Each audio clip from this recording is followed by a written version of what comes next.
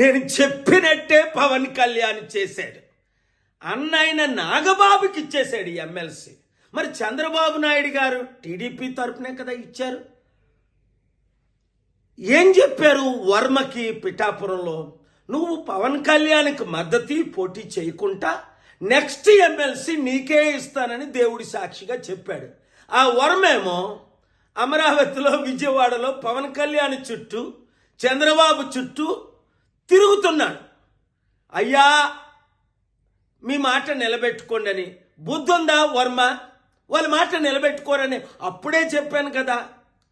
మరి ఈ మధ్యని పిఠాపురం మాజీ వైసీపీ ఎమ్మెల్యే దొరబాబు ఎవరోట మళ్ళీ జనసేనలో చేరాడు. ఒరే నాకు అర్థం అవ్వట్లేదు, అసలు మీకు బుద్ధి బుర్ర ఉందా?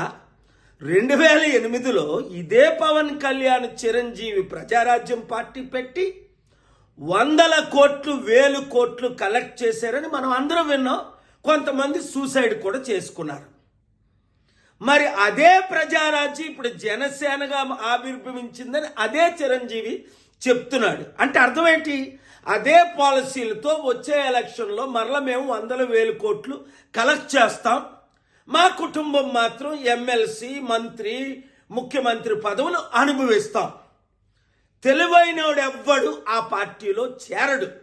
మూర్ఖులు, గుడ్డోలు, బుర్రలేనోళ్ళు మాత్రమే చేరుతారు అందులో. ఇంకా జనసేన కానీ టీడీపీ కానీ మన లైఫ్లో గెలుస్తుందా? 9 నెలలకే చాప్టర్ క్లోజ్. మొత్తం అంతా అవినీతి, అన్ని ఫెయిల్ అయిపోయారు అని స్పష్టంగా కనబడుతుంది కదా.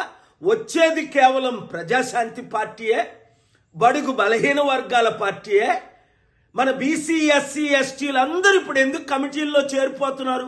ఐఏఎస్, ఐపీఎస్లు మొదలుకొని మాజీ ఎమ్మెల్యే, మినిస్టర్ల వరకు. మీరు కూడా ప్రజాశాంతి పార్టీలో చేరండి, ప్రజలకు సేవ చేయండి. కుటుంబ కుల పార్టీకి ఇప్పుడైనా గుడ్ బై చెప్పండి. చెప్పని మీ ఎమ్మెల్యేలకు, అరే యూత్, నిరుద్యోగులు, మీరు వాళ్ళకు బుద్ధి చెప్పండి. ఈ వీడియో సత్యమైనది కనుక అందరికీ షేర్ చేయండి.